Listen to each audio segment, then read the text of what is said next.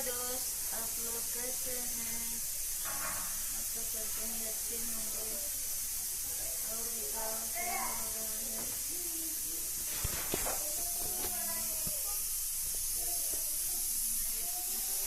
क्या करने जा रहे हैं? मेरा आलू उबल रहा है। इधर मेरे बच्चे लोग खेल रहे हैं। एक लोग बैठा है खाट के।